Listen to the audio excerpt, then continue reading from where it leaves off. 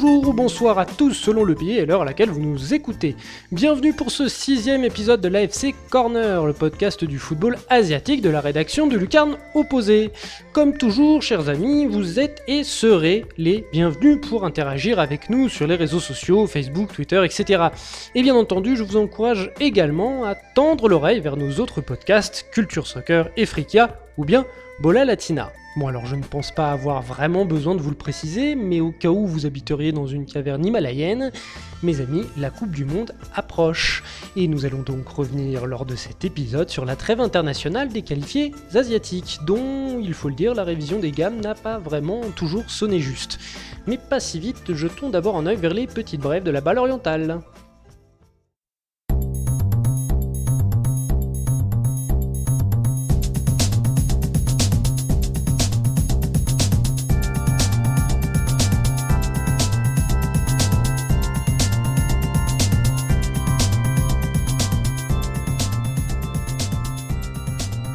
L'Empire du Milieu connaît une sacrée valse des entraîneurs en ce début de saison.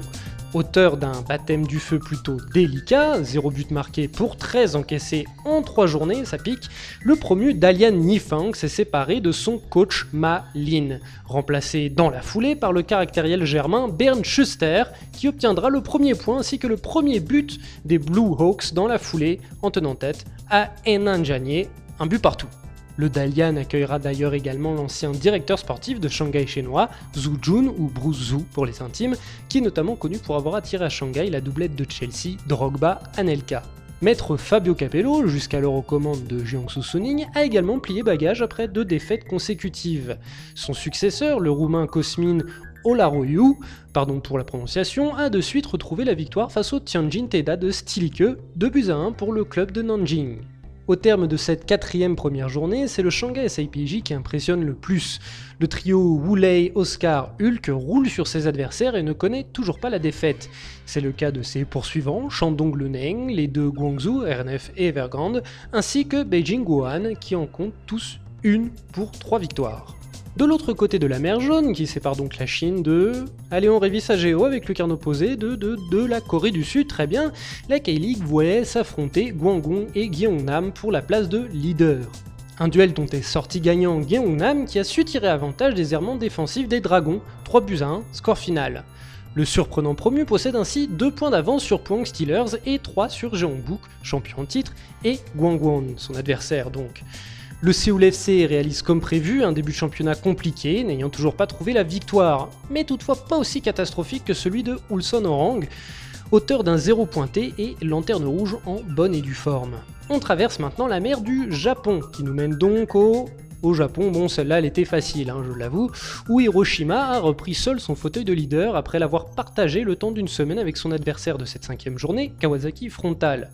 Dans un duel au sommet, le Sanfrecce l'a en effet emporté d'un petit but reléguant les Dauphins à la 3e place. C'est en effet Vegalta Sendai, vainqueur de Nagasaki 1-0, qui s'empare de la seconde marche du podium. Pour le dernier vainqueur de la FC Champions League, Urawa Red Diamonds, c'est la soupe à la grimace. 2 nuls et 3 défaites pour aucune victoire, Takafumi Ori paye l'addition de ce mauvais départ et prend la porte seulement 4 mois après la victoire continentale. Son remplaçant n'est pas encore connu à l'heure de cet enregistrement. Morne pleine chez les kangourous où les journées se succèdent sans grand bouleversement. Sydney FC est assuré de remporter la phase régulière, Newcastle Jets, les 2 Melbourne ont déjà leur ticket pour la phase finale, Adélaïde n'a plus qu'à composter le sien, et enfin, seuls Brisbane, Sydney Wanderers et éventuellement Perth Glory peuvent se disputer le dernier strapontin. Les 3 équipes se tiennent en 3 points et Brisbane rencontrera ses 2 rivaux lors des 2 dernières journées. En Iran, le Persepolis tarde à officialiser son titre. Avec 2 défaites de rang, les Artes et Sorg jouent avec leur matelas de points. Il leur en reste 12 d'avance sur le Zob Ahan pour 4 journées restantes avec une différence de plus 30 contre plus 11 pour son poursuivant. Un renversement de situation relèverait de la science-fiction, mais le fait est, le titre des Rouges de Téhéran n'est pas encore officiel. Derrière, la course pour la qualification continentale sera rude. Outre le Zobahan, qui n'est en réalité assuré de rien, Esterlal, Paikan, Saipa, le Foulat Khuzestan ainsi que le Pars Jonoubi ont encore tous une carte à jouer pour finir sur le podium.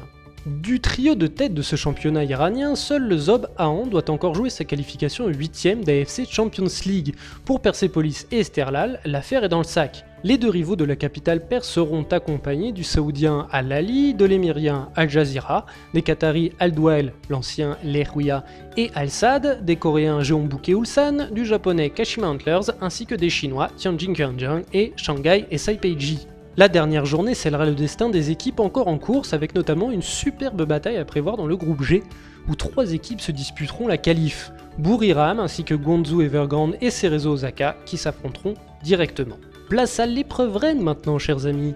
Attaquons donc ces matchs préparatoires au grand raout mondial de cet été et commençons par 2 géants de la région, les 2 organisateurs de l'unique mondial asiatique, la Corée du Sud et le Japon.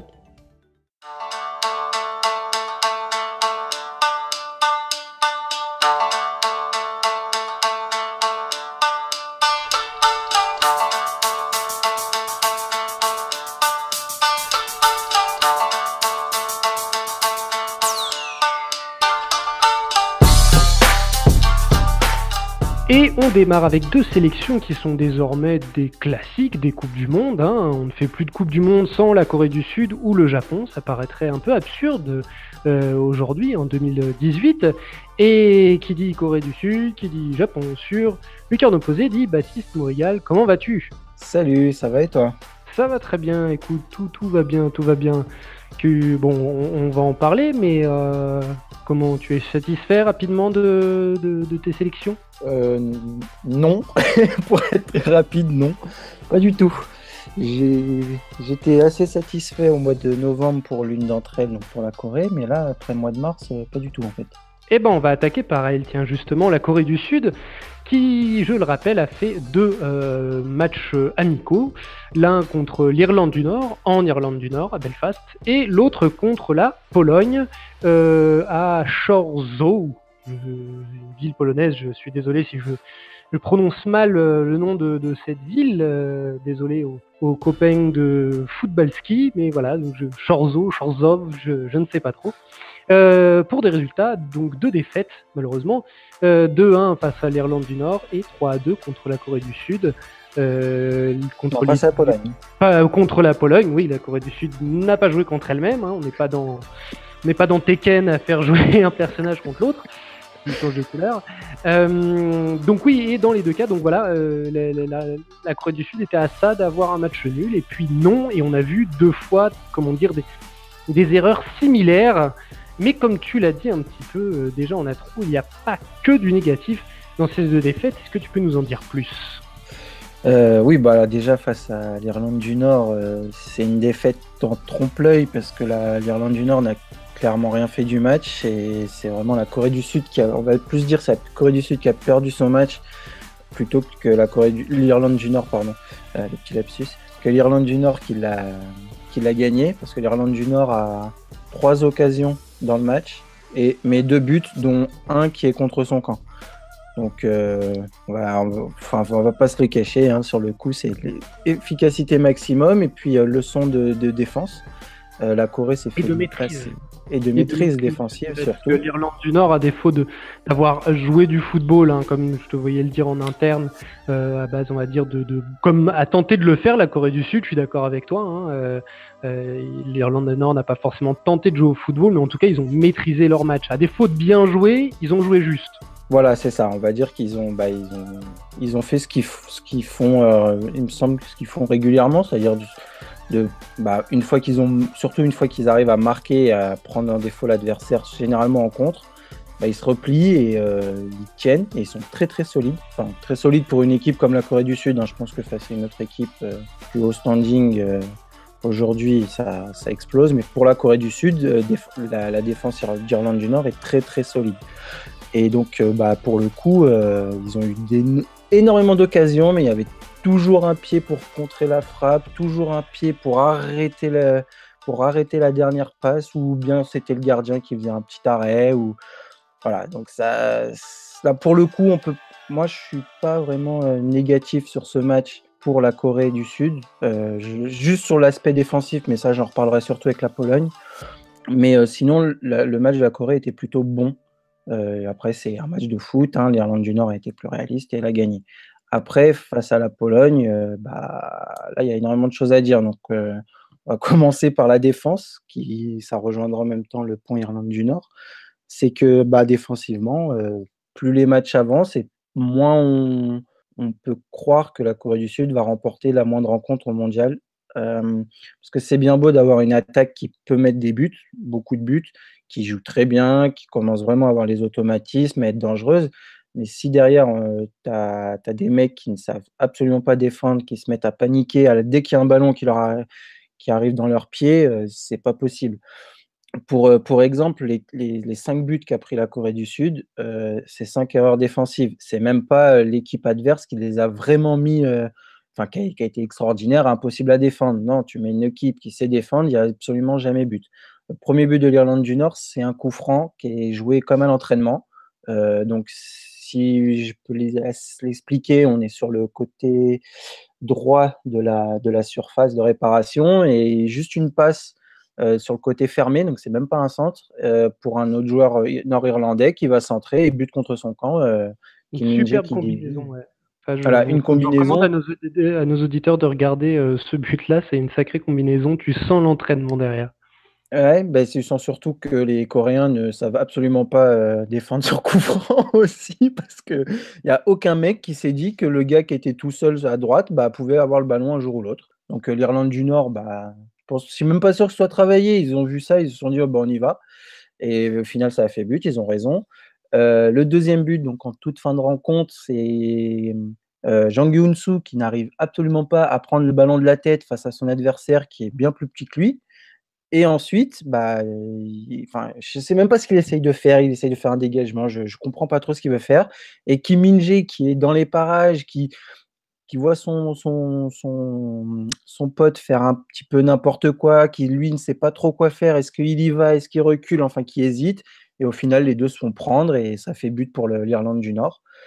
Par un joueur qui est tout petit en plus par rapport à eux. Donc, ils avaient juste à être agressifs, à aller prendre le ballon de la tête et il n'y avait même pas de but. Bref. Donc là, ils ont montré qu'ils étaient fébriles et face à la Pologne, ont changé de système. Ils étaient 3 dans l'axe avec Hong Jong-ho qui était venu les soutenir. Premier but de Lewandowski, donc ils sont 3 face à Lewandowski. Lewandowski prend le ballon de la tête, c'est-à-dire qu'il n'y en a aucun qui, je ne sais même pas s'ils se parlent, s'il n'y en a pratiquement aucun qui saute. Lewandowski, tranquille, prend le ballon de la tête. Deuxième but, Jang Hyun-soo, je ne sais pas ce qu'il fait, il se fait prendre par une feinte, mais une feinte, c'est quand tu es professionnel, c'est interdit de se faire prendre comme ça. Et Hong Jong-ho a le ballon qui lui arrive dans les jambes, il rate son dégagement, ça profite à Grosicki. Oui, c'est Grosicki, je crois qu'il s'appelle. Et Grosicki va marquer. Et le troisième but en toute fin de match, on a Park Joo-ho qui se fait complètement bouffer dans la surface au physique. Donc là, voilà, quand on parle du manque de physique de certains joueurs asiatiques, Park Joo-ho, normalement, qui a joué en Europe, aurait dû en avoir, mais alors il se fait complètement manger. Il n'y a absolument pas faute, hein, vous pouvez regarder l'action si vous avez les images. Et derrière, il y a donc la Pologne arrive ensuite à récupérer le ballon, à ressortir à l'entrée de la surface. Il y a une première frappe qui est contrée par Jang Woo-young. Et ensuite, là, normalement, Yoon Young-sun, qui a remplacé donc Jong-ho un peu plus tôt, qui est censé sortir sur le joueur qui va recevoir le ballon pour éviter que celui-ci frappe, parce que Jang Woo-young est toujours par terre, il fait rien, il attend, il bouge pas, il attend que Jang Woo-young se relève, ce qui permet au joueur polonais dont j'ai oublié le nom, j'ai oublié le nom, excusez-moi, de pouvoir armer, et puis là, il ouvre le pied, il fait... Voilà, c'est ça, exactement. Et donc, il met en pleine lucarne, mais normalement, au niveau international, tu ne peux pas laisser le mec tirer à l'entrée de la surface comme ça s'est produit. Donc, c'est 3 erreurs défensives qui se répètent à chaque match, match après match. Tu vois toujours les mêmes choses.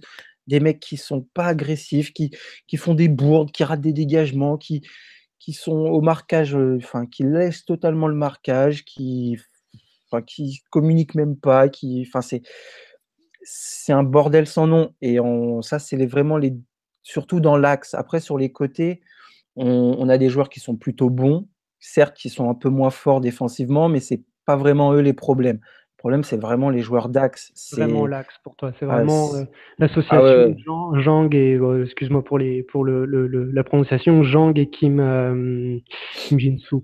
Non, Mais Kim Kim Min-soo, Min-jae, c'est pardon, sur l'aile. tout à Mais fait. voilà, c'est vraiment l'axe. Et on a beau changer les joueurs, hein, c'est même pas. Au bout d'un moment, Jang Yoon-soo, je vais plus lui taper dessus. C'est peu importe qui on met avec lui, peu importe qui le remplace. Enfin, il y en a, c'est bourde après bourde, quoi. C'est insupportable. Et c'est pas tenable. Déjà face à l'Allemagne, ils vont se faire exploser.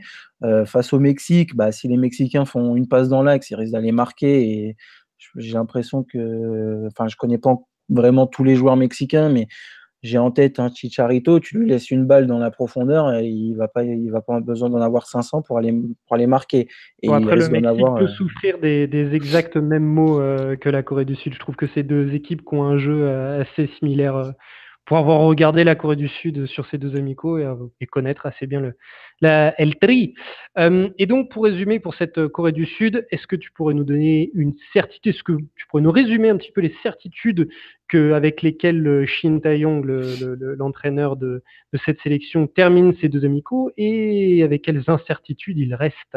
Alors, les incertitudes, je viens de les exposer, ça va être la défense, très clairement. En plus, il le dit pas vraiment. À chaque fois, il dit que ça lui a permis de travailler. Sauf que bon, à force de se prendre, pardon, des buts de casquette, le travail, on le voit pas, hein, parce que c'était à peu près la même chose face à des équipes plus faibles comme la Jamaïque, la Lettonie et la Moldavie, hein. C'était à peu près pareil. Donc voilà, sur le plan défensif, Shin Tae-yong a aucune certitude. Après, les certitudes, ça sera vraiment sur le système offensif. Je pense qu'il a j'espère, hein, franchement, j'espère que le 3-4-3, il a enfin compris que c'était pas ce qu'il fallait à la Corée, pour développer du jeu. Il faut vraiment qu'il reste en 4-4-2. Il a changé en cours de match face à la Pologne. C'était beaucoup mieux dans le jeu. Ça a pu tenir tête un minimum avec les Polonais, ce qui n'était pas le cas pendant les 40 premières minutes où ils étaient en 3-4-3. Donc là, sur le coup, je pense qu'il a vraiment compris que le 4-4-2, c'est vraiment ce qu'il faut mettre, même si l'équipe en face est plus forte que lui. Après, en autre certitude, je pense il a, il a son équipe type. Je pense que globalement, à part les deux axiaux, je pense qu'il a son équipe type. Sur la phase offensive, sur les joueurs offensifs, je pense qu'il les a trouvés. Je vois pas qui va pouvoir venir prendre une place. Après, ça sera que sur les joueurs sur le banc. Là, il a pas encore, je pense, tout- toutes les, tous les noms en tête. Il se laisse encore un petit peu de temps avec les joueurs qui jouent en Europe. Mais voilà, ça va vraiment être les joueurs qui vont pouvoir venir apporter quelque chose en cours de match où il sait pas trop. Parce qu'il a fait des changements. Les mecs n'ont pas été transcendants, on va dire. Il y en a qu'un, c'est Wang Yishan, mais je pense que là, lui, il a compris qu'il fallait qu'il soit titulaire, le joueur de Salzbourg. Donc lui, je pense, sera dans le 11. D'ailleurs, même Son Heung-min a limite appelé de ses voeux que son jeune coéquipier soit dans le 11. Donc ça va être vraiment sur les joueurs remplaçants et qui pourront avoir un impact au cours d'un match. Voilà. Très bien, bah oui, bah du coup, il va avoir du temps de travailler de son chantier défensif, comme tu le dis, puisque la Corée du Sud ne jouera pas moins de 4 amicaux avant ces matchs, avant de rentrer dans sa compétition en Russie. Ces amicaux qui seront contre le Honduras, donc la Bosnie-Herzégovine, la Bolivie et le Sénégal. Donc voilà, des équipes oui, bon, Honduras, Bolivie, ok, mais Bosnie, Sénégal, fallait les jouer, d'autant plus que le Sénégal est mondialiste lui aussi.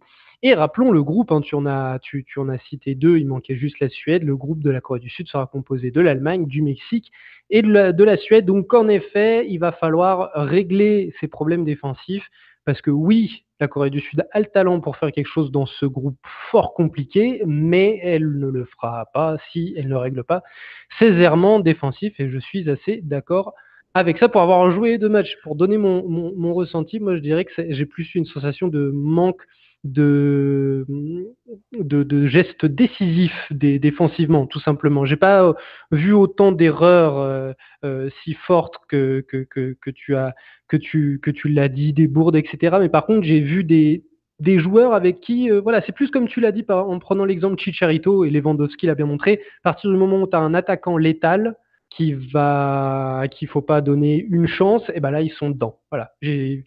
On n'a jamais vu à un moment justement le fameux pied qui traîne des Irlandais du Nord. Voilà, c'est ça aussi être défenseur, c'est savoir laisser traîner le pied quand il faut pour contrer un ballon, etc. Voilà, bah là, il n'y avait pas. Quand il y avait une chance de but, il y avait but.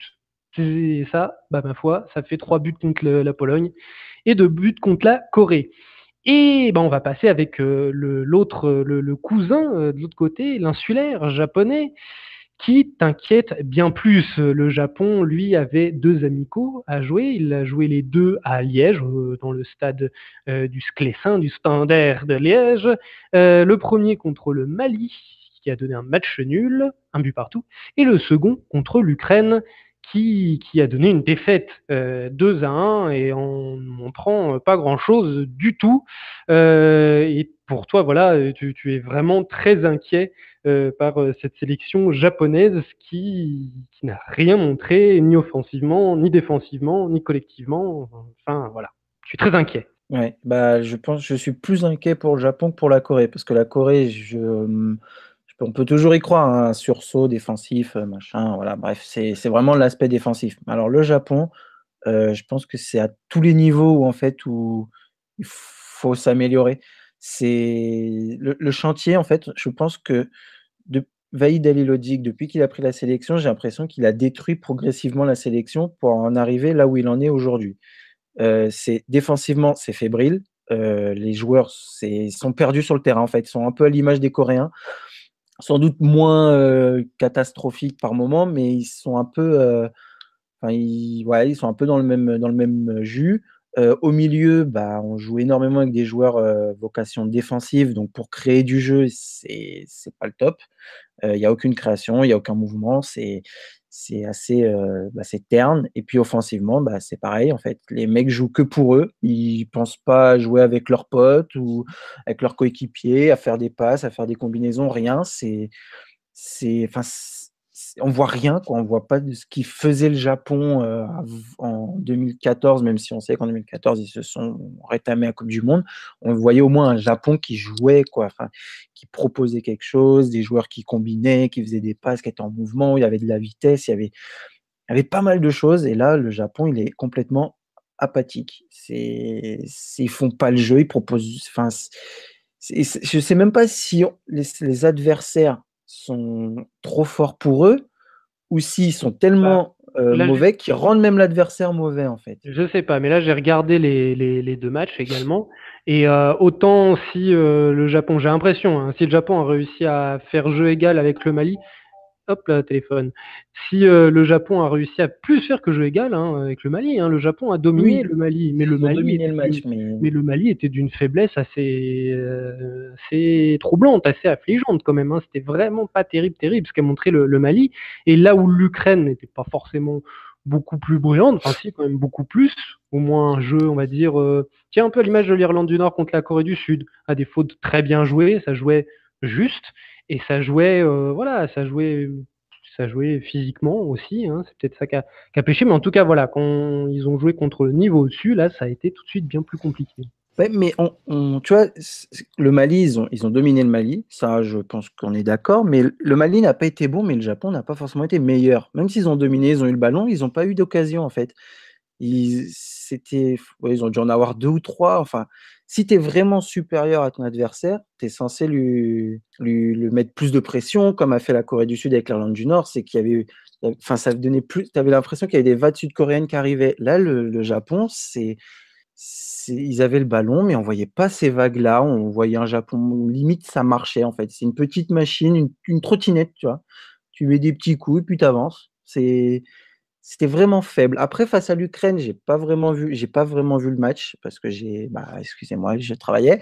Mais de ce qu'on m'en a dit, c'est que c'était encore plus, c'était encore plus mauvais que face au Mali. Et face au Mali, Et oui. Bah, c'était pas top. là où contre le Mali, en effet, je suis assez d'accord avec toi, c'était un petit peu par à-coup, mais on a quand même fini par voir quelques combinaisons au milieu de terrain, les voir s'approcher, on va dire, vers des 25 mètres adverses, se mettre en position euh, offensive, aux positions d'éventuellement frapper en quelques touches de balle, voilà, en une combinaison, en deux, trois passes. là, contre l'Ukraine, on l'a très, très, très peu vu. On l'a très, très peu vu. Et voilà, ils n'ont pas beaucoup eu le ballon non plus. Enfin, je n'ai pas eu cette impression-là. On ne peut pas dire que l'Ukraine soit de son côté réputée pour être une équipe de possession. Donc, voilà où on peut être inquiet. Est-ce que tu saurais dégager, comme avec la Corée du Sud, des certitudes pour ce Japon et des incertitudes? Des incertitudes, c'est tout le Japon, en fait. Et les certitudes, c'est la seule certitude, c'est que Vaïd va partir après le mondial et que peut-être on verra quelque chose. Parce que c'est pas possible, en fait. À ce niveau-là, il y a quelque chose qui est vraiment cassé. Je sais pas ce qui s'est passé. Vaïd enfin, je sais même, j'arrive même pas à l'expliquer comment le Japon a pu arriver à ce niveau-là. Parce que c'est pas quand même la première fois, hein, qu'ils se font prendre, hein. Ils se sont fait défoncer par la Corée en décembre. Alors, là, on peut plus parler des joueurs physiques, pas physiques, machin. C'était vraiment collectivement. La Corée leur a donné une leçon. Ils avaient quand même réussi à faire 3-3 face à Haïti. Ils ont failli perdre face à la Nouvelle-Zélande aussi. Donc, au bout d'un moment, c'est pas forcément le joueur physique, parce que même les sélections plus faibles, ils n'arrivent pas à les battre. Je sais même pas ce qu'ils peuvent faire pour s'améliorer. Les joueurs, on peut pas tous les incriminer, hein. Et certes, il y en a qui n'étaient pas là, comme Okazaki, comme Kagawa, mais qu'est-ce qu'ils vont changer? Si c'est pas deux joueurs qui vont changer une sélection, surtout que Kagawa, depuis qu'il y a Vaïd, il avance pas avec le Japon. Okazaki fera toujours le travail, mais Okazaki peut pas tenir une équipe. Okazaki, c'est un joueur qui va te sublimer plus l'équipe que la tenir à bout de bras. Et Kagawa, lui, normalement, qui est censé pouvoir la tenir, n'y arrive pas. Voilà, franchement, il n'y a aucune certitude avec ce Japon. On peut dégager une équipe type, hein, parce qu'on pourra l'avoir, mais la certitude, moi, que j'ai, c'est qu'ils vont se faire éclater et qu'on attend que Vaïd parte pour repartir et viser plutôt enfin, je suis même pas sûr que la Coupe d'Asie soit un objectif, mais ça sera plutôt les JO 2020. C'est ce ils vont essayer de viser après Vaïd. Donc, si je peux résumer, en fait, la certitude qu'a le Japon, c'est qu'il est plein d'incertitudes. Voilà, exactement, parfaitement résumé. Et je pense que tu trouveras personne qui viendra te dire que le Japon va arriver à la Coupe du Monde avec l'espoir de sortir du groupe. Je pense que là, leur espoir, c'est de ne pas te prendre des fessées face à tout le monde, surtout la Pologne, la Colombie, et je crois que le dernier, c'est le Sénégal. Mais ils vont souffrir. Oui, j'allais le rappeler, leur groupe, donc, en effet, qui est composé de la Colombie, du Sénégal et de la Pologne. Bah oui, de la Pologne qu'on a vu jouer contre la Corée du Sud, et c'était pas mal du tout, la Pologne. Donc un groupe, ma foi, qui aurait pu être équilibré, qui aurait pu être largement à la portée du Japon s'il ne s'était pas mis dans la situation dans laquelle il est. Toutefois, il restera quand même 3 matchs à Mister Vaïd pour tenter de redresser la situation. 3 amicaux, donc, qui se joueront fin mai et début juin, juste avant la compétition. Le premier contre le Ghana, j'imagine, pour préparer le Sénégal. Le second contre la Suisse, j'imagine, pour préparer la Pologne. Et le dernier contre le Paraguay, j'imagine, pour préparer la Colombie. Je vous le donne en mille. Donc voilà, merci Baptiste. Eh bien, je te remercie de m'avoir invité pour ce focus sur les 2 géants d'Asie qui vont très vite devenir des petits en mondial. C'est pas grave. Et puis on se retrouve très bientôt. On se retrouvera très bientôt en quorum avec Sébastien et Antoine pour débriefer les phases de poule de la Ligue des Champions. Ouais, parfait, nickel. Ciao Baptiste. Salut à tous. Filons maintenant chez ce kangourou qui est trop gros pour son océanie géographique et qui vient empêcher les ballons asiatiques de tourner en rond.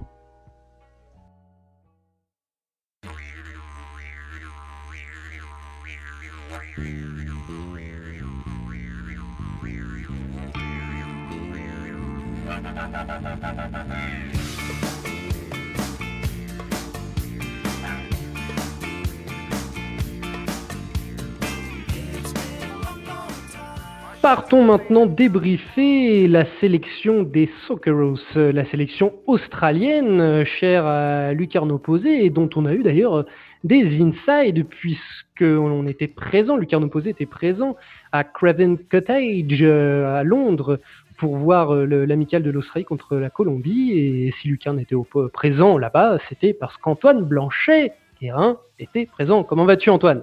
Salut, ça va bien Simon? Très très bien. Je te demande pas les détails de ta soirée, mais tout s'est bien passé à Londres. T'as vécu un bon moment?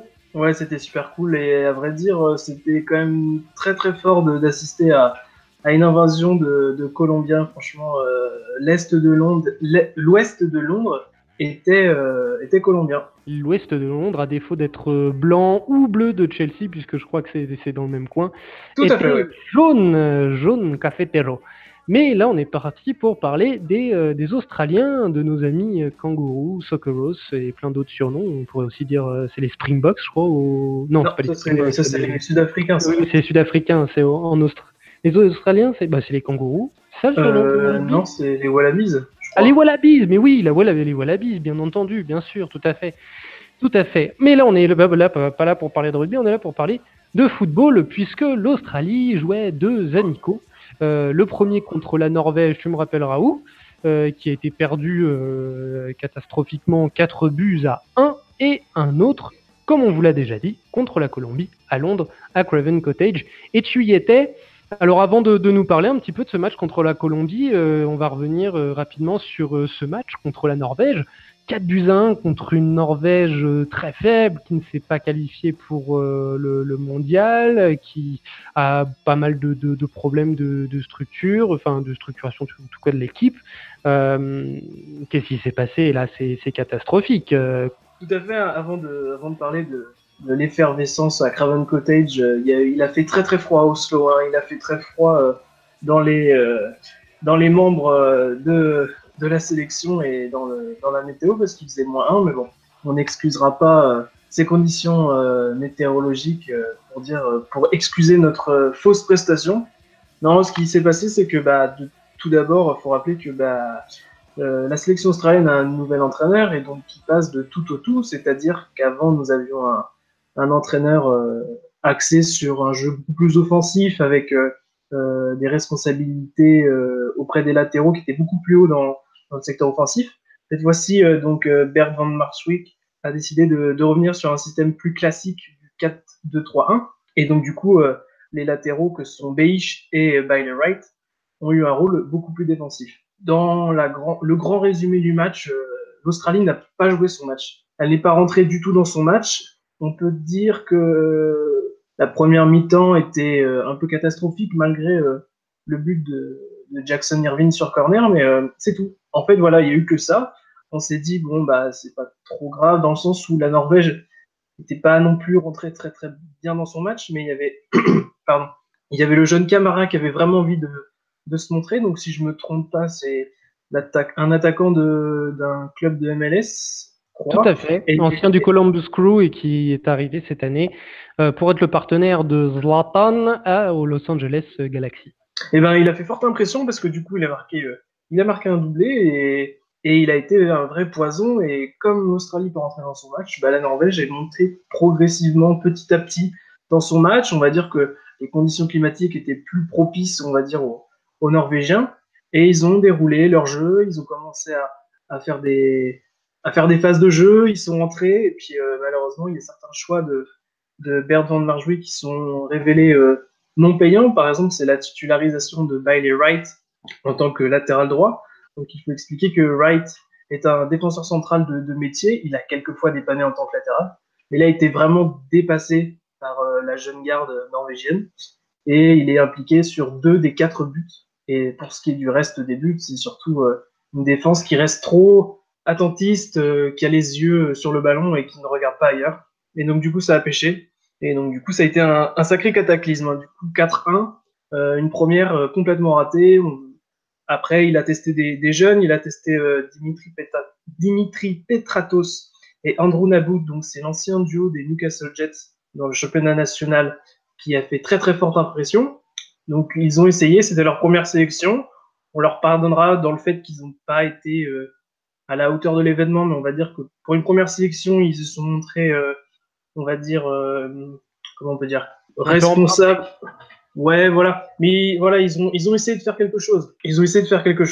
Pour le reste, il y a des joueurs qui ressortent tout le temps de ce groupe-là, malgré la grosse défaite. C'est Aziz Beich, le latéral gauche, toujours là, à mon sens, donc personnellement, c'est le meilleur Socceroos depuis une bonne dizaine de matchs. C'est celui qui tire le groupe vers le haut. Et on a aussi Massimo Luongo qui fait une sacrée grosse saison à QPR et qui, donc on va dire, de sa forme, continue à la partager en sélection et c'est ce qui s'est fait ressentir. Et dans la même veine. La même veine, on a Tom Rogic du Celtic FC qui a aussi essayé d'apporter sa patte. Et malheureusement, ce sont ces deux joueurs-là qui sont des milieux qui ont été les plus dangereux. Donc ça montre le décalage, la volonté de créer quelque chose. Deux joueurs, oui, tu l'as dit, Tom Rogic et Massimo Luongo, qui sont rentrés en jeu et qui ont apporté le danger dans le froid hiver d'Oslo. Enfin, hiver d'ailleurs, c'était le printemps, donc dans la froideur norvégienne, mais qui sont venus se réchauffer en étant titulaires à Londres dans la chaleur apportée par l'adversaire colombien, un adversaire colombien qui ressortait d'une victoire tonitruante face aux Bleus, futur adversaire de l'Australie justement pendant la Coupe du Monde, mais qui là ont été tenus en respect, on va dire, par ces 11 Australiens, plus les remplaçants, tenus en respect, en tout cas une mi-temps. La deuxième mi-temps était un petit peu plus compliquée, même si le score est de 0-0. La Colombie a manqué de réussite un peu, mais en tout cas, c'est une très belle première mi-temps qu'a montré l'Australie contre la Colombie à Londres. Oui, tout à fait, parce que du coup, la réaction s'est fait attendre malgré, on va dire, le côté jouer à l'extérieur, doublement à l'extérieur, comme j'ai aimé le dire, dans le sens où les Colombiens avaient pris d'assaut le stade et les tribunes. Comme on y était, on a bien pu voir que la Colombie possédait les 3/4 du stade du Craven Cottage et les rares Australiens qui avaient fait le déplacement ne remplissaient que la moitié de la tribune d'Hammersmith. Donc du coup, c'était déjà un peu compliqué, mais on va dire que toute cette ferveur a peut-être aidé les Australiens à ne pas se montrer au ridicule, parce que la Colombie avait fait très très fort contre l'équipe de France. Et dès le début, ils ont donné le tempo, c'est-à-dire qu'ils sont allés chercher le ballon dans les pieds, ils ont voulu montrer du caractère, et c'est ce qu'il a fallu. Après, le 0-0 est une très bonne chose, parce que l'on garde quand même un clean sheet, donc c'est quand même très très bien, dans le sens où on arrive à garder nos cages inviolées contre la Colombie de Falcao ou Rames, alors qu'on s'en était pris 4 contre la Norvège, donc ça rééquilibre un petit peu la balance au point de vue défensif, parce qu'ils ont, de ce secteur-là, a été tiré vers le haut, mais malheureusement, on ne peut pas gagner des matchs en étant si peu dangereux en phase des buts, dans le sens où, sur l'ensemble des matchs, il n'y a eu que 3 actions, on va dire, très franches. Donc, on a eu le premier but de Jackson Irvine contre la Norvège. On a eu un tir croisé de Tommy Juric. Alors, je ne sais plus si c'était en première ou en deuxième mi-temps, qui a failli tromper Ospina, une très belle balle croisée. Et on a eu le solo de Massimo Luongo qui méritait vraiment de marquer ce but contre la Colombie. Et voilà, il manque encore toute cette phase de jeu, de construire quelque chose pour approvisionner un maximum notre corps offensif. Et de par ce 0-0, le score est flatteur, parce qu'on a été au match, et les gens qui auront regardé le grand format du match pourront voir que la Colombie a eu un penalty que Dani Vukovic a arrêté. Il y a eu deux poteaux. Oui, c'est ça, 2 poteaux, il me semble. Et devant, la Colombie a manqué d'un rien pour marquer sur plusieurs autres occasions. Et c'est un peu la conclusion de cette sélection, dans le sens où, défensivement, on pourrait réussir à trouver quelque chose. Donc, Bert van Marwijk avait rattrapé son erreur en ne titularisant pas Bailey Wright, mais en plaçant Josh Risdon. Donc Josh Risdon, qui est un joueur du championnat national aux Wanderers de Sydney, mais qui est vraiment un latéral de métier, qui a fait son jeu, qui a, de par ce qu'il est et ce qu'il a comme qualité, a répondu présent. Donc c'est déjà beaucoup mieux. Après, Aaron Moy était blessé, était touché, et on a placé Massimo Luongo, qui restait sur une très très bonne performance. Il a encore montré tout son talent, il a encore remarqué ce week-end. c'est vraiment un joueur où on peut pas s'en séparer. Ça va être compliqué aussi de savoir est-ce que l'Australie de Bergeron de Marjwick peut jouer en 4-2-3-1 et jouer avec la doublette Aaron Mooy, Maljedinak, tout en se passant de Massimo Luongo, parce qu'il faut dire qu'on est l'Australie et qu'il faut qu'on profite à 100% des armes qu'on a. On peut pas se priver d'un Massimo Luongo en très très grande forme, actuellement j'entends. Donc voilà, il faudra Bertrand de Marjwick va peut-être devoir repenser son schéma tactique ou replacer des joueurs, quitte à peut-être mettre Jedinak sur le banc, Moïse sur le banc. Enfin, ce sera à lui de gérer ce cas-là, mais en tout cas, ça va être assez compliqué à gérer de par la performance qu'a Luongo et aussi Tom Rogic. Donc ça va être un petit peu compliqué.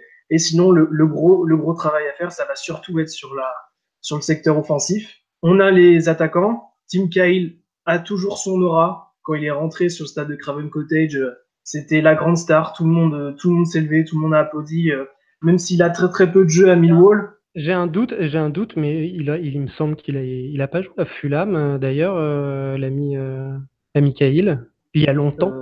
Non, il a joué alors je suis pas sûr, non. Il a joué à Everton. Ouais, il a joué à Millwall. Etc. Non, mais il a joué à Millwall, il a joué à Everton, mais il y a très longtemps. Je me demande s'il a pas joué... Enfin bon, c'est à vérifier. Ouais, non, bah en tout cas, il est rentré comme un héros. Mais comme je disais, qu'on ait Tim Cahill, Juric ou n'importe quel autre attaquant comme Jamie McLaren, si tout ce bloc ne leur permettent pas d'avoir beaucoup de ballons à exploiter, on pourra rien faire.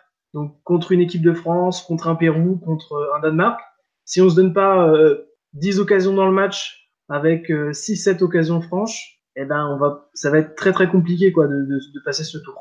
Donc du coup, là maintenant, l'Australie, les joueurs sont retournés dans leur club, les formes sont plus ou moins respectées, Moy a retrouvé les terrains, Massimo Luongo a marqué encore, Andrew Nabbout a fait son premier match au Japon.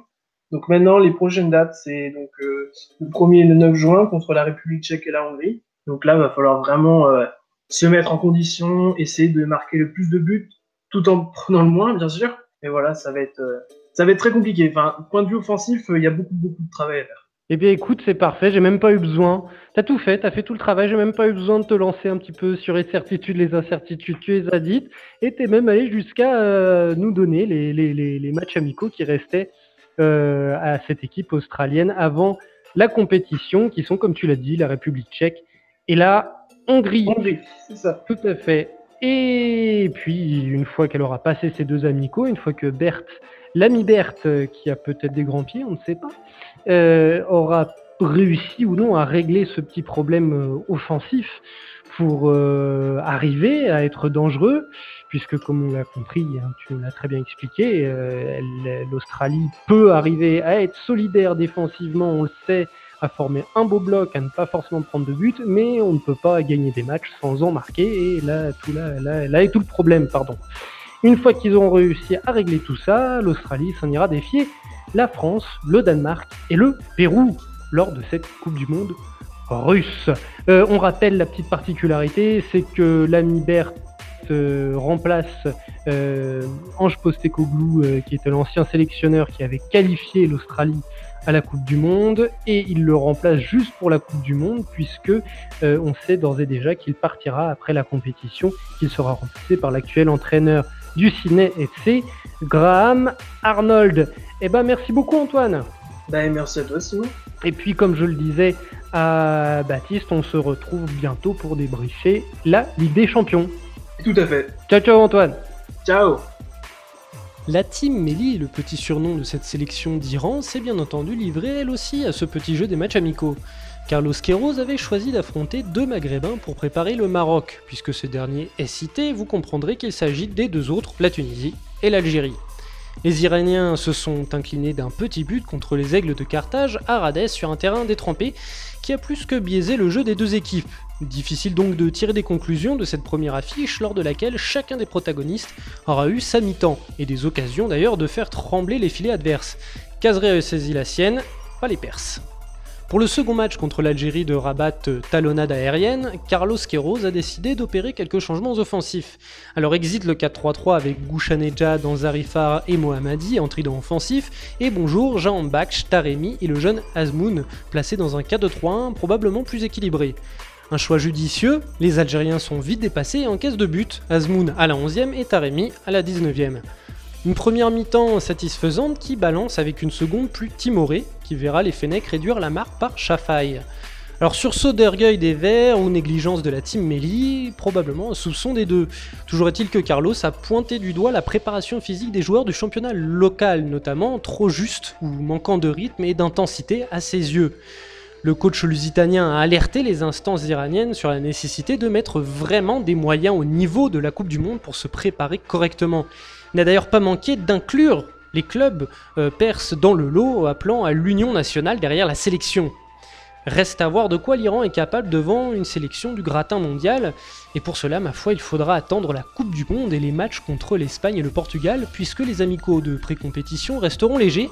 Ouzbékistan, Turquie, Lituanie, là on est loin d'Iniesta et de Cricri Ronaldo. On notera également que la sélection enregistrait le retour du vétéran Massoud Chojaei. Le milieu de terrain était jusqu'alors suspendu de convocation internationale pour avoir affronté un club israélien avec son club grec du Panionios, figurez-vous, ce qu'interdit formellement la fédération à ses ressortissants, pour des raisons qui dépassent largement le cadre sportif. Le milieu de terrain s'est déclaré heureux de réendosser la tunique nationale pour la défendre comme un soldat, selon ses propres mots. En cas de sélection, dans les 23, Chojaei participerait à son 3e mondial après ceux de 2006 et 2014, ce qui est un record pour un Iranien. Tiens, puisqu'on est dans le foot géopolitique iranien, terminons par l'Arabie Saoudite, leurs meilleurs amis. Alors, faute d'avoir une vraie connaissance sur le football saoudien, et surtout accès à de véritables analyses dans une langue que je maîtrise, je me contenterai du factuel. Tout comme le Japon, les Saoudiens ont affronté les Ukrainiens à Marseille, mais sont pour leur part repartis de ce test avec un match nul. Les hommes du coach espagnol Pizzi sont ensuite remontés jusqu'à Bruxelles pour se faire gifler 4-0 par les Diables Rouges, et voilà, je ne sais pas trop quoi en conclure. L'Arabie Saoudite jouera 3 ultimes matchs de préparation, contre l'Italie, le Pérou et enfin l'Allemagne, avant d'affronter la Russie, l'Égypte et l'Uruguay dans le groupe A. Et voilà, on a fait le tour des mondialistes. Bon, et on va pas se quitter comme ça, puisque vous êtes là, tiens, venez prendre des nouvelles de cette brave sélection chinoise.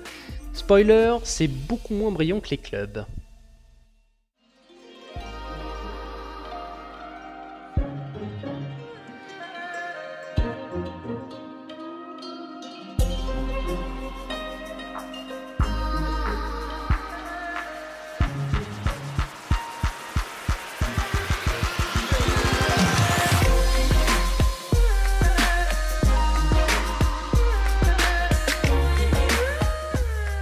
Et avant de se quitter, je vous propose, chers amis, de faire un petit détour par l'Empire du Milieu, un petit détour dans un pays, ma foi, gigantesque.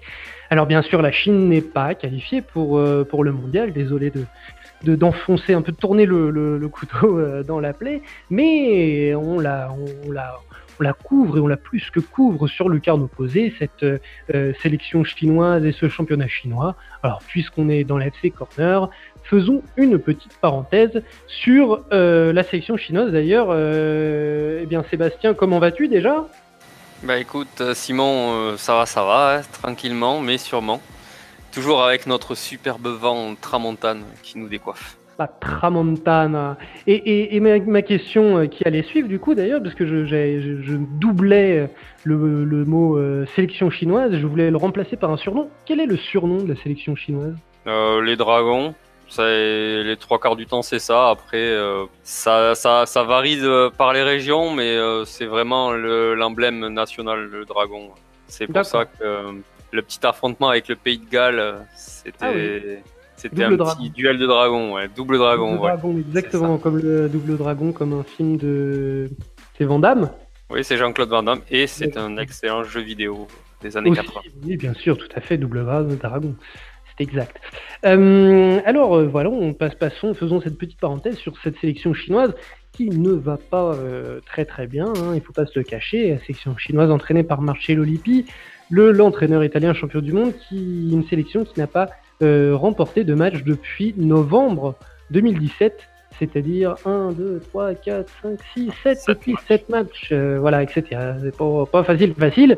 La Chine qui accueillait une petite compétition, la China Cup, où elle allait rencontrer le Pays de Galles, la République tchèque, et elle aurait pu rencontrer l'Uruguay si elle avait battu le Pays de Galles, mais elle ne l'a pas rencontré.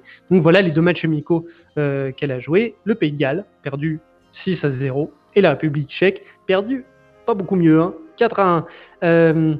Ces journées portes ouvertes, là, qu'est-ce qui se passe? Comment résumer ça? Marcelo Lippi avait décidé d'amener les titulaires en force, c'est-à-dire Feng Xiaoting, He Guan, Zheng Zheng et Wang Shunshao qui brillent en championnat. Et malheureusement, avec la vitesse de Gareth Bale et de Vox, ça n'a pas vraiment tenu. Ça aura tenu 2 minutes avant que Gareth Bale, avec une passe en profondeur de Vox, trouve la faille en battant la défense centrale et en venant battre Yan Junling. Quelques minutes plus tard, ça a été encore la même chose. En fait, en gros, le match contre le Pays de Galles, ça a été un abandon total des joueurs de la sélection vis-à-vis de Marcelo Lippi. Ils ont fait aucun effort, aucun joueur ne méritait d'être présent pour ce match-là. La défense centrale donc absente, le milieu de terrain a été aussi aux abonnés absents. Manque de pressing et de technicité par rapport aux joueurs gallois. Ça prendre à la mi-temps, il y avait 4-0, donc ça a laissé présager la chose. Marcelo Lippi avait fait beaucoup de changements. Il a fait l'intégralité de ses changements à la pause, mais ça n'a pas vraiment aidé puisque en marchant, le Pays de Galles a fini le match en roue libre en marquant 2 buts d'entrée de deuxième mi-temps et ça a été de la gestion. Après contre la République tchèque, comment dire, l'illusion a duré 5 minutes. C'est-à-dire l'équipe de Chine est bien rentrée dans le match, a inscrit un but par Fan Xiaodong suite à une erreur d'arbitrage. Faut être sincère, il y avait hors-jeu de sa part, mais l'arbitre a laissé jouer. On va dire que c'est un but compensatoire pour les médiocres prestations. Et à partir de là, l'équipe de la République tchèque a dominé l'intégralité de la rencontre avec une première mi-temps où ils auraient dû marquer 3 ou 4 buts, mais on va dire que leur maladresse plus Yan Junling a fait que la Chine rentre à la mi-temps avec un score flatteur de 1-0. Et la seconde période, ça a été à sens unique avec une domination et les 4 buts tchèques en 20 minutes. En 20 minutes, l'affaire était pliée avec le premier but de Kalas qui était assez chanceux. Le ballon lui rebondit sur le pied alors qu'il est de dos au but. Ça vient battre Yan Junling. Et le reste, c'est 2 frappes consécutives repoussées par le portier chinois directement dans les pieds des attaquants tchèques et qui a montré encore une défense centrale apathique. Et, donc du coup, il y a eu un gros coup de gueule de Marcelo Lippi qui Dans la presse, oui, notamment. Ouais, il s'est laissé aller dans la presse à dire qu'il avait fait de grosses erreurs concernant les joueurs sélectionnés et je pense qu'il risque d'y avoir du ménage s'il n'y a pas une réaction lors des prochains matchs, notamment au mois de mai, fin mai contre la Jordanie et au début du mois de juin contre la Thaïlande. Après, bon, faut pas se cacher, c'était une coupe. Il y avait aucun espoir que la Chine remporte un quelconque match dans cette compétition. C'était surtout pour faire plaisir à la fédération qui organise chaque année cette compétition, qui, à part embarrasser l'équipe nationale, ne sert strictement à rien. Enfin, si, a donné $1 million aux Uruguayens. Mais sinon, ça, on n'a rien appris de nouveau. Aucun nouveau joueur a été appelé. On reste toujours avec avec les mêmes joueurs en place. Moi, j'aurais bien aimé voir des nouvelles têtes, des joueurs des U23 ou des joueurs qui sont un peu sympas en championnat. Le seul U23 qui était présent et qui valait le coup, c'était Weicherau, mais lui aussi a fait un match moyen, très moyen face au Pays de Galles, et du coup ça a douché tous les espoirs des fans et du sélectionneur pour sélectionner les jeunes joueurs. Bah oui, surtout qu'on l'a dit, on l'a répété plein de fois dans la FC Corner, la politique concernant les jeunes joueurs en Chine est assez particulière, donc pourquoi ne pas en profiter? C'est assez paradoxal tout ça. Et du coup, tu parles de ménage, tu parles de suite, après de tels résultats, avec l'ambition qu'a la Chine, au moins déjà continentalement, et puis tout simplement au niveau de la FIFA, pour éventuellement accueillir une Coupe du Monde. Quelle est la suite pour cette sélection?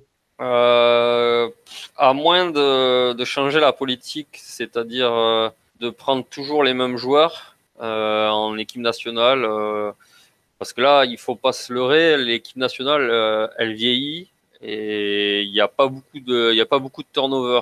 Alors bon, l'objectif de l'IPI, c'est d'amener l'équipe nationale jusqu'à la Coupe d'Asie 2019. Après la Coupe d'Asie, on aura peut-être des joueurs qui prendront leur retraite, parce que je vois personne aller à la Coupe du Monde 2022 à moins d'un miracle. Je pense que il serait bon de s'appuyer sur les U23 à partir d'après les Jeux asiatiques qui auront lieu en Indonésie cet été. Et non, pas cet été, c'est en octobre, je crois. Enfin, courant de l'année 2018. Je pense que ça serait une bonne idée de changer un petit peu l'effectif, car quand tu as des défenseurs centraux qui sont croqués et qui sont aussi naïfs, ils méritent pas, ils montrent aucune volonté. Donc si tu fais pas de changement en montrant que leur place elle est pas garantie, tu t'arriveras à rien. Après, ce qui va se passer, non, j'ai pas vraiment grand chose à rajouter, juste on a eu une belle surprise. Alors en Chine, ce qu'on aime bien, c'est faire les petits détails. C'est le petit détail qui fait toute la différence. C'est-à-dire que au lieu de sélectionner des joueurs qui peuvent jouer avec des qualités, on préfère sélectionner des joueurs qui n'ont pas de tatouage. Le fameux scandale des tatouages qui t'a permis même d'être cité sur Internet sur de nombreux articles, etc. Oui, tu le rappelles. Ça a été assez fantastique de voir que la fédération chinoise a décidé et a décrété que pour être sélectionné en équipe nationale, il fallait faire de façon à ce que les tatouages soient masqués ou avec des manches longues. Enfin, ne pas laisser apparaître les tatouages pour des raisons morales, des raisons éthiques. Perso, je préférais avoir des joueurs qui soient couverts de tatouages de la tête aux pieds et qui soient performants, plutôt des gars qui n'ont pas de tatouage et qui donnent rien sur le terrain. Mais bon, après ça c'est une question au sommet de l'État et malheureusement c'est comme ça. Très bien, et ben écoute, on continuera de suivre ces dragons, puisque ce sont des dragons qui pour l'instant sont des petits dragonneaux, des petits dragonnets, mais qui un jour peut-être deviendront de grands dragons. Eh bien, écoute, merci beaucoup Sébastien, et puis on va se retrouver, comme je l'ai dit, ça va être la 3e fois que je le dis, mais on se retrouve avec les gars de la FC Corner pour débriefer la Ligue des Champions asiatiques, qui a beaucoup plus réussi aux Chinois que la sélection. Ouais, même s'il y en a encore des incertitudes sur un club et un club qui vient de passer à la trappe, il y a de bonnes chances pour les faces à l'élimination directe. Eh ben écoute, ciao Sébastien. Allez, ciao, bonne soirée à vous. Merci à tous de nous avoir suivis pour cette 6e émission. N'oubliez pas de venir nous solliciter sur les réseaux sociaux. Quant à moi, chers amis, je vous dis à très bientôt pour un nouveau numéro de la FC Corner. Allez, salut les amis!